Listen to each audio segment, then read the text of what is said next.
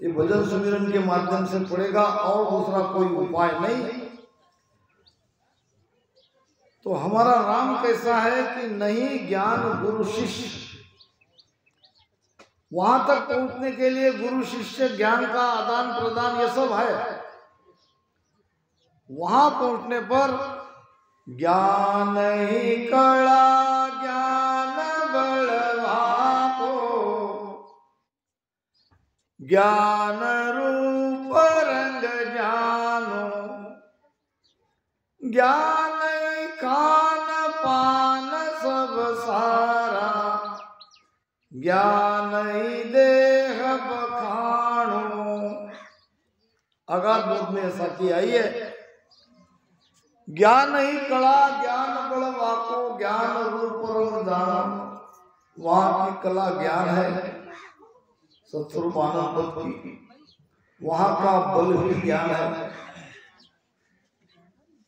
वहां का रंग ज्ञान है, वहां का रूप ज्ञान है, वहां का खान पान यानी सब कुछ वहां ज्ञान ही ज्ञान है।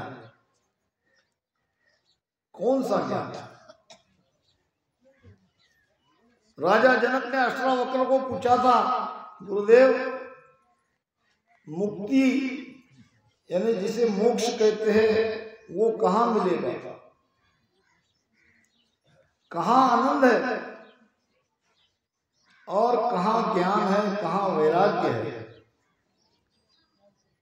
प्रश्न तो भिन्न थे, अलग अलग प्रश्न पूछे गए थे। जवाब अष्टावक्र ने दिया, हे राजन, यदि तू अपने स्वरूप में स्थित हो सकते हो, अपने आप को देह से अलग मानकर उसमें तुम स्थित होते हो, अपनी आत्मा में स्थित हो जाते हो, तो वही ज्ञान है, वही वैराग्य है, वही आनंद है और वही मोक्ष है।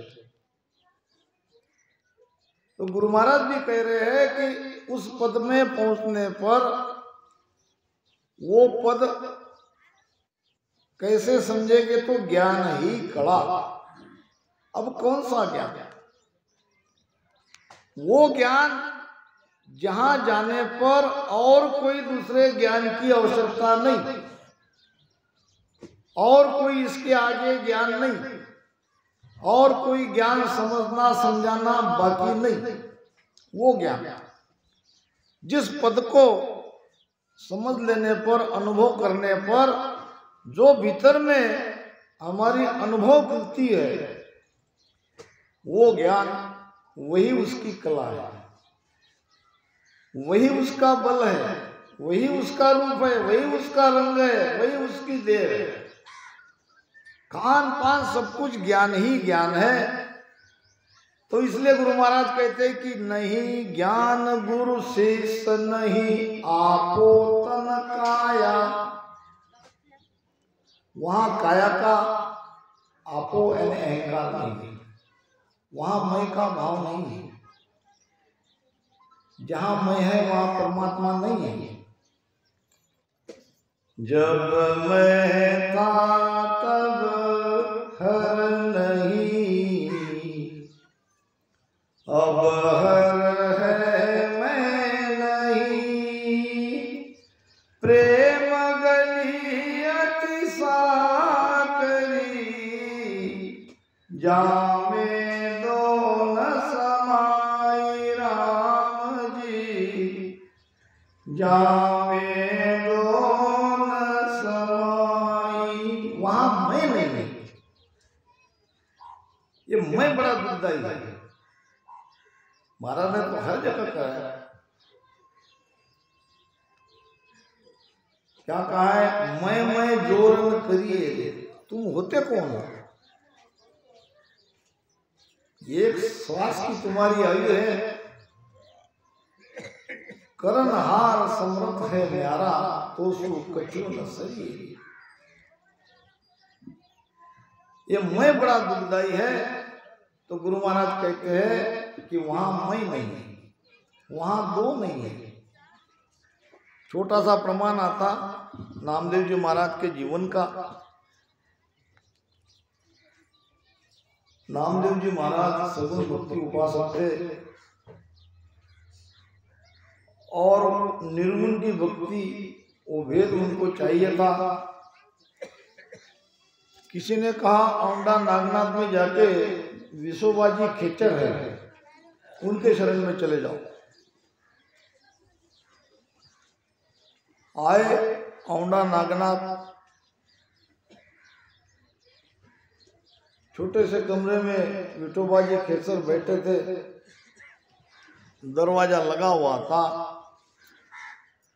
दरवाजा को टक टक आया, खटखट की। भीतर से आवाज आई, कौन? मैं नामदेव। क्या कहा? मैं नामदेव। जवाब नहीं आया। दोबारा खटखट आया और पूछा गया, कौन?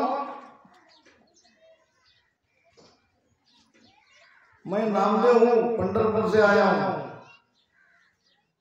नहीं बोला गया, जवाब नहीं आया। तीसरी बार खटखटाया, वैसी आवाज आई, कौन? तो कह देगा नामदेव, दरवाजा खुला है, आ जाओ।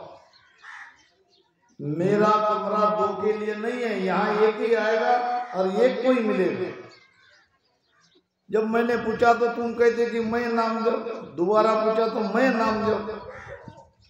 मैं और नामदेव दो यहाँ नहीं आ सकते, यही कबीर साहब कह रहे हैं। जब मैं था तब हरि नहीं, जब मेरे अंदर अहंकार था परमात्मा मुझे मिले नहीं, वो कोई और मिले होंगे। अब हरि है, मैं नहीं। अब क्या? मैं बचा नहीं। हे रत है सखी, मैं गया हेराई, बूंद समानी समुद्र में, कहो क्या हेरी जाई। ये अंतिम सत्य है गुरु महाराज का ज्ञान। हेरत है सखी, हेरना यानी क्या? ढूंढना। ये हम भीतर में परमात्मा को ही तो ढूंढ रहे हैं। एक एक स्थान को जो पार करते करते जा रहे हैं, क्या कर रहे हैं? हेर रहे हैं। हेरते हेरते क्या होगा? हमारा भी वही हाल होगा, हमें मरना पड़ेगा। बिना मरे शस्त्र मानव पद में जा ही नहीं सकते। दो में से कोई एक बचेगा, दो तो बचना संभव नहीं है। अब कहीं कहीं सुना जाता है कि भाई ऐसे ऐसे चले गए, ऊपर चले गए, सुरती लग गई, पहुंच गए। ठीक है भाई, किसी को कोई कह तो नहीं सकता है। सबका अपना अपना मत है, अपना अपना ज्ञान है। हमको तो संतों के ज्ञान के आधार से समझना है, और वही समझाना। नहीं ज्ञान गुरु शिष्य नहीं आपो तन काया। वहां उस पद में पहुंचने पर तन का पूरा अहंकार मिट जाता है, मिट जाना चाहिए। हेरत है सखी, कबीर साहब कह रहे हैं। ढूंढते ढूंढते ढूंढते मैं स्वयं गुम हो गया। कैसे गुम हो? बूंद समानी समुद्र में। जैसे नदिया के धार के माध्यम से जल की बूंद समुद्र में समा जाती है, जो समुद्र में समा जाती है उस बूंद को कोई बाहर निकाल सकता है? बूंद समानी समुद्र में, कहो क्या हेरी जाई। कैसे ढूंढ सकते हैं? हमारे गुरु महाराज ने कहा कि जा शिवर्या निज नाम जीत निशान गुराया, मिल्या ब्रह्म में जाय शून्य में शहर बसाया।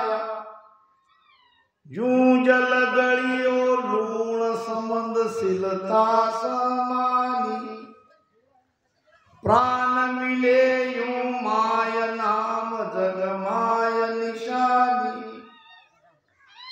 कहाँ कहो इस नाम की आगे अगमल खायो, जन सुखिया रट राम रे, गर कहुआ इन माय।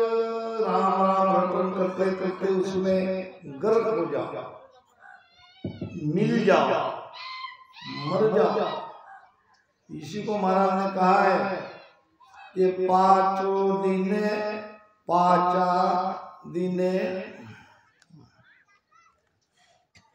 5 दिना पीछे ही मरणो, सो बही हम मुआ।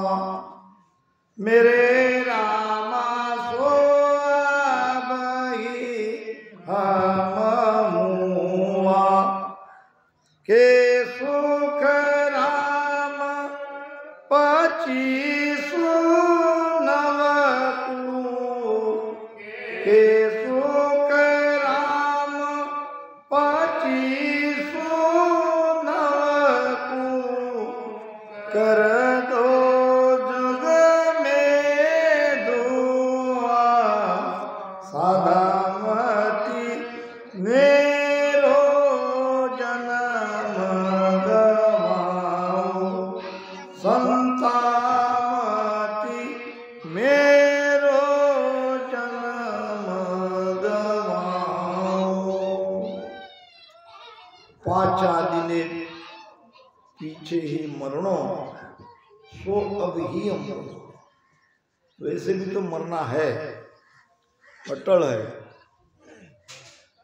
उसके पहले जीते जी मर जाओ, जीते जी मर बैठे वो भवसागर तर बैठे। मरना कैसे है? केश राम 25 नवकू, कर दे जग में धुआं। 25 प्रकृति से अलग होना है, जीते जी मरना है। एक फकीर था, उसको लगता था कि मैं परमात्मा में मिल गया, मैं उस पद में पहुंच गया, और अपने आप को वो मुर्दा समझता था। अपने आप को वो मुर्दा मान के ही जीता था, और कहता भी था कबर दो कबर दो कबर दो, कोई मुझे कबर दो, कोई मुझे कबर दो। लोग पूछते भाई तुम तो जीवित हो, कबर तो मृत्यु के बाद उसकी आवश्यकता तब पड़ती है। अरे भाई बहुत भूल में हो, कहाँ मैं जीवित हूँ, मैं तो मरा हुआ हूँ, मेरे अंदर के सारे विकार मर गए, मेरे अंदर का अहम मर गया। मैं तुम्हें किसी भी तरह से जीवित नहीं दिखूंगा, मैं मरा हुआ हूं, इसलिए मुझे कब्र चाहिए, कब्र दो कब्र दो कब्र दो कहता हूं, कोई कब्र दे नहीं रहा है, विश्वास नहीं कर रहा है। उधर एक शेठ जी थे, शेठ जी ने अपने मकान के पीछे एक अंदर जमीन के नीचे तल घर में एक कमरा बनाया था, और ऐसे महात्मा की तलाश थी उसे जो जीते जी मर गया है, सभी प्रवृत्ति से मन से मर चुका है, ऐसा कोई महात्मा मुझे मिले। तो एक प्रकार से उन्होंने वो कब्र तो बनाई ली थी ऐसे महात्मा के लिए, महात्मा की तलाश थी, यानी जिंदा लाश की तलाश थी। तो वो भी कहता पड़ता मुर्दा दो मुर्दा दो मुर्दा दो, ये कहता कब्र दो, वो कहता मुर्दा दो। संयोग से दोनों की मुलाकात हो गई एक जगह। अरे भाई रुक रुक रुक, तुम्हें क्या चाहिए? फकीर को कहा सेठ ने, जानते नहीं सेठ मैं मरा हुआ हूँ, कोई मुझे समझ नहीं रहा है, मेरे अंदर का सब मर गया है, मैं मुर्दा हूँ, मैं कब्र ढूंढ रहा हूँ, कब्र दो कब्र दो कब्र दो। अरे भाई मैं तो मुर्दा ढूंढ रहा हूँ, मुझे भी तो तुम्हारे जैसे की तलाश थी, तो चलो आज मेरी तलाश पूरी हो गई। फकीर कहने लगा मेरी तलाश पूरी हो गई, दोनों मिल गए, लाया घर पे, और वो जो नीचे तल घर है महात्मा जी आप जाओ, इसमें तुम बैठो, अब ये तुम्हारी कब्र, यहां से बाहर निकलना नहीं,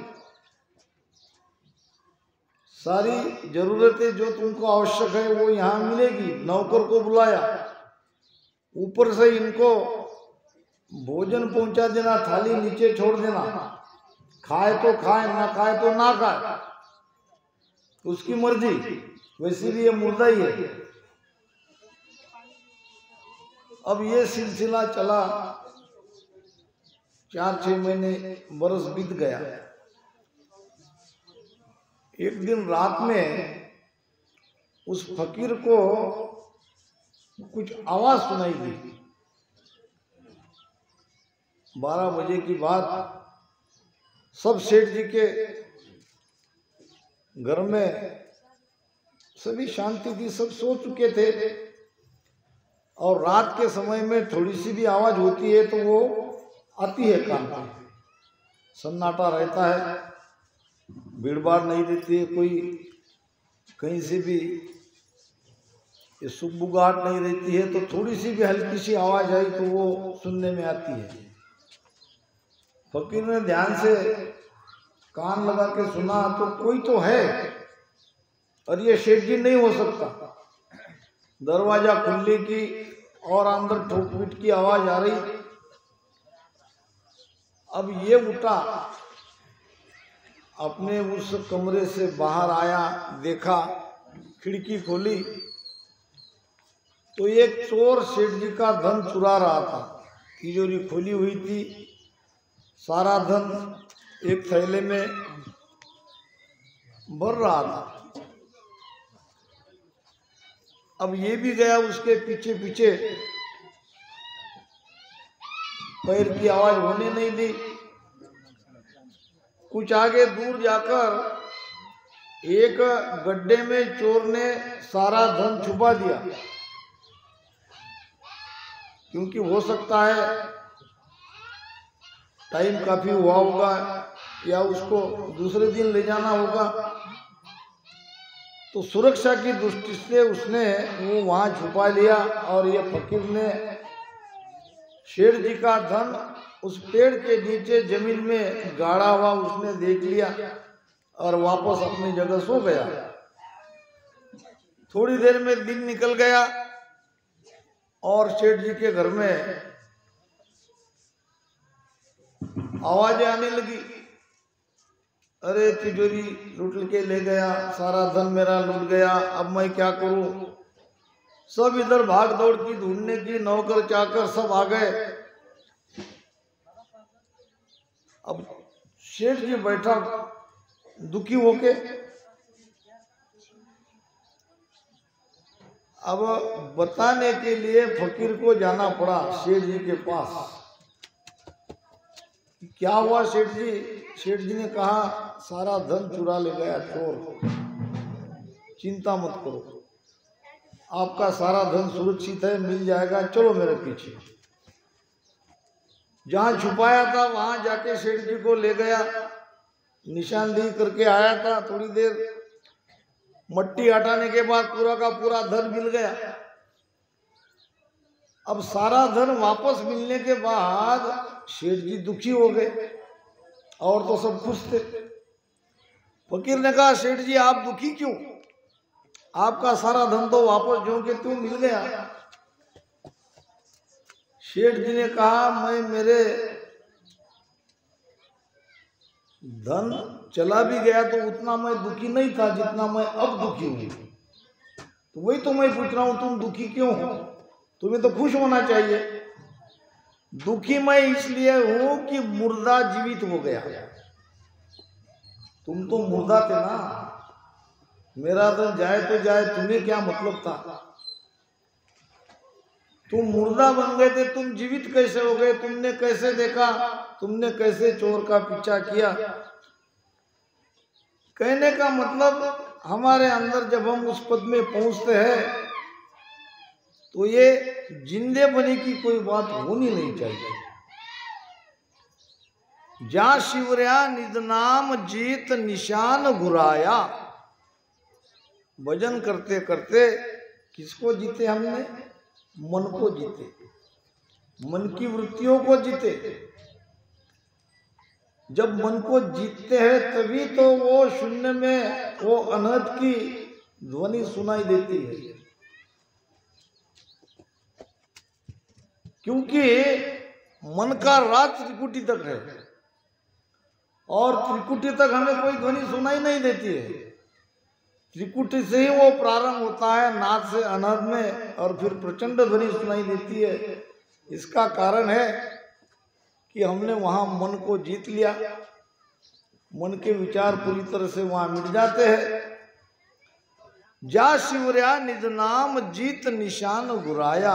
मन को जीत लिया, काम क्रोध लोभ मोह को जीत लिया, विषयों को जीत लिया, मन बुच्चित अहंकार ये भी पीछे छूट जाते हैं।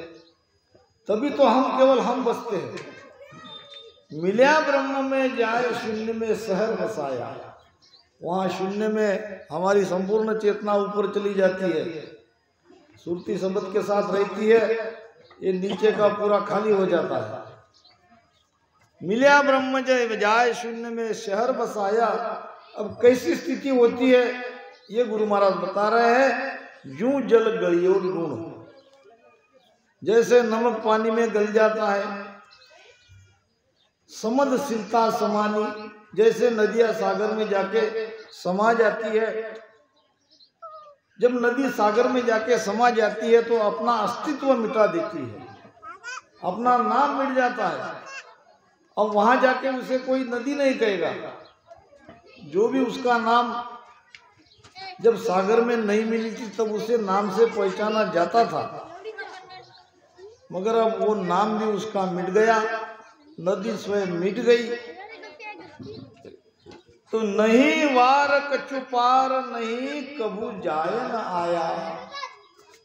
हमारे परमात्मा का, उस राम जी का कोई वार पार नहीं है। वो न कहीं गया न कहीं आया। मैंने कहा था सत्स्वरूप आनंद पद निरंजन निजना। सत्य क्या है? यहां भीतर देखो, भीतर में सब नासत ही नासत है सिवाय आत्मा के। आत्मा जब तक शरीर में है तब तक ये शरीर जीवित है। शरीर से प्राण निकलते ही ये आत्मा चली जाती है और शरीर मृत हो जाता है। तो सत्य की व्याख्या है जिसका नाश नहीं होता। शरीर का तो नाश हुआ है, शरीर तो सत्य हो नहीं सकता।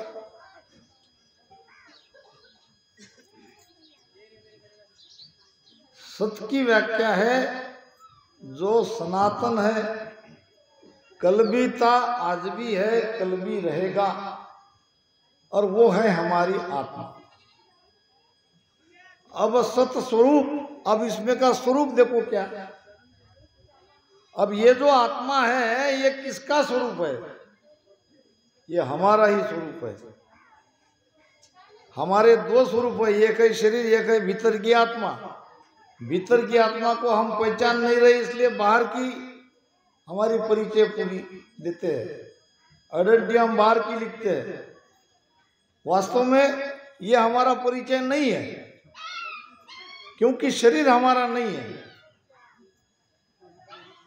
हमारा ही स्वरूप सत्य है, वो आत्मा हमारी ही है। आनंद पद हमारे आत्मा के स्वरूप में जब हम मिल जाते हैं तब आता है आनंद।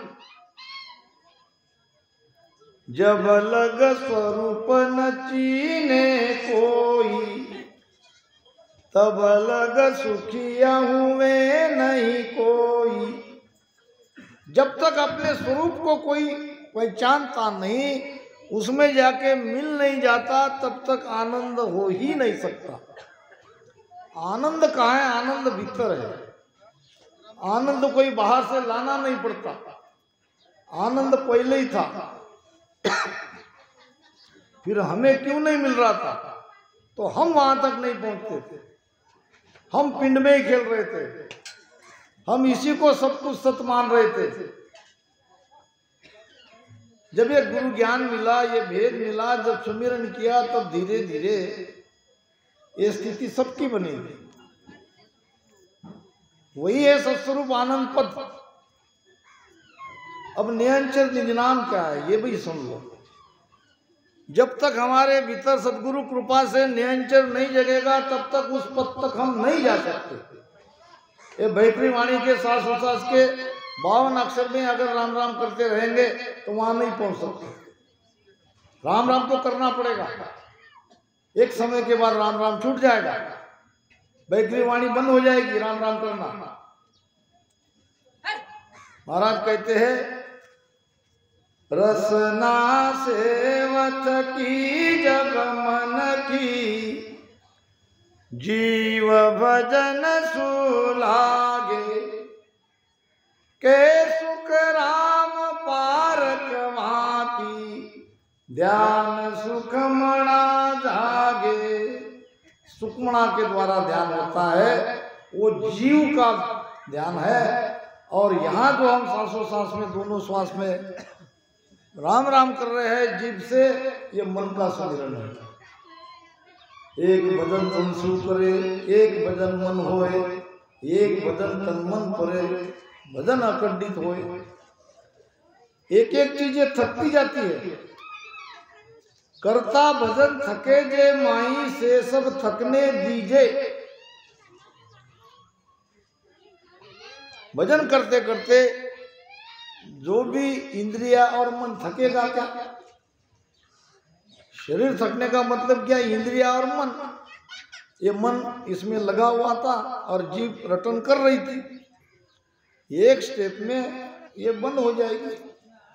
हाँ, केवल ये कहा गुरु महाराज ने कहा है कि दूसरे का भजन सुमिरन देख के हमको जीभ का राम राम बंद नहीं करना चाहिए। वो अपने आप थक जाए वो बात अलग है। आप थके सहज के माही, थका बात है साची। और के सुख राम मन कर चाड़े, सोई सर्वविद काची। मन से हमको राम राम भजन करना छोड़ना नहीं है। एक स्थिति आ जाएगी, एक स्टेप आ जाएगी, वहां वो थकना ही थकना है। रसना सेव थकी जब मन की, जीव भजन सु लागे। भजन तो हो रहा है, रसना थक गई, दोनों श्वास में राम राम नहीं आ रहा तो भजन नहीं हो रहा। भजन हो रहा है, वो भजन हो रहा है सुखमणा का। रसना सेवत की जब मन की, जीव भजन सुलागे। के सुख राम सुनो वैरागी, भरमहंस को भागे। वहां जाके हंस का ध्यान के बारे में जो भी भ्रम है वो पूरी तरह से मिट जाता है। वैसे तो भ्रम यहाँ से कम होना प्रारंभ होता है। सत्संग जागृत होते ही ये भ्रम दूर होता है। धीरे धीरे जैसे शब्द के साथ हमारी यात्रा आगे बढ़ती है और जब रसना का ये भजन बंद होता है, जब वो अनाद नाद सुनाई देता है, तो पूरी तरह से कोई भ्रम नहीं रहता है भजन के बारे में। ये परख है, ये परीक्षा है। तो नहीं वार कचुपार, नहीं कबू जाय न आया, ऐसा अद्भुत राम है, जाको सिमरू वीर। मेरा राम कैसा है? अद्भुत है, समझने के परे है। वैसे भी ये ज्ञान समझने के परे ही है। अर्था परे समझ के आगे, गम सेन से बारा। के सुखराम सुनो बैरागी, ओ सत शब्द हमारा। ये अर्थ के परे है, ये समझ के परे है। गम सेन यानी शेन कहते हैं एक हिंदान को, इशारा। वो कहते हैं कि दो भाई थे सुनार, लाइन में उनकी दुकान थी सोने की। एक भाई ऊपर के तल पर सोता था और ये भी नीचे दुकान में सोता था। रात में आए चोर 4, शटर तोड़ दिया। शटर तोड़ते जो भाई नीचे सोया था उसने समझ लिया कि ये चोर है, डाका डालने आया है, धन तो चुरा ही लेंगे, मेरी जान भी ले सकते हैं, कुछ न कुछ उपाय करना चाहिए। भाई था ऊपर। अब उसने कहा देखो भाई, ये सारा धन आप ले जाओ, मैं ही स्वयं देता हूं, वैसे भी तुम छोड़ेंगे नहीं। मगर अब मेरा एक प्रश्न है, मैं खुशी खुशी से सारा ये सोना चांदी जो भी है मैं आपको दे रहा हूं, तो आप तो 4 हो, तो आप बंटवारा कैसे करोगे? तो मैं आपको बंटवारा कर करके देता हूं, चलेगा? चोर ने एक ने को इशारा किया। बात तो सही है, बंटवारा करने के लिए हमारे पास कहाँ है, और ये कोई सोना चांदी है उसको तो विशिष्ट हो रहे थे मोजमाप करने के, तोल करने के। फिर भी उन्होंने देखा कि ये कोई दगाबाजी तो नहीं करेगा। उसके चेहरे पर देखा कहीं भी कोई वो भाव नहीं था। उसने और कहा देखो हमारे हाथ में बंदूक है, अगर दगाबाजी करोगे तो गोली मार देंगे, यही जान चली जाएगी। नहीं नहीं, मुझे मेरी जान बख्श दो भाई, इसके लिए तो मैं सब कर रहा हूँ, मुझे क्या है, धन तो फिर भी कमाया जाएगा, नहीं कमाया जाएगा, मगर एक बार जान चली गई तो दोबारा नहीं मिलेगी। तो मैं तुमको तोल के देता हूँ, मेरा कोई बुरे विचार आपके बारे में नहीं है, वैसे भी तुम ले ही जाओगे। 4 हो, एक मुझे पकड़ेगा, 3 हो, आराम से चुरा सकते हो। तो ठीक है करके डाल दिया उसने एक तराजू में सोना और गिनती करने लगा, लाभा हो। अब ऊपर भाई जाग गए, एक को दे दिया, ये लो भाई ये तुम्हारा, दूसरा आओ भाई, दुआ हो। अब ऊपर देख रहा है, अब वो कह रहा है आधी रात में कहीं तो लिया। मामला जम गया, बात तो भाई ने सुन ली। अब कहता है आधी रात में सोना तोल्या, अब तिया हो। 3 को तो बंटवारा कर दिया, अब थोड़ा आशा जग गई। अब वो कहता है आधी रात में क्यों तोल्या, यानी तुमको क्या जरूरत पड़ी, कौन सा ग्राहक आ गया इसमें? तो ये कहता है तोल्या नहीं तो कहीं करा, अब आ गए 4 चोरा हो, अब चारा। इतना समझते ही उसने पुलिस को बुला लिया। शटर से बाहर निकलती पुलिस ने पकड़ लिया। तो ये शेन का छोटा सा दृष्टांत है, इशारा है।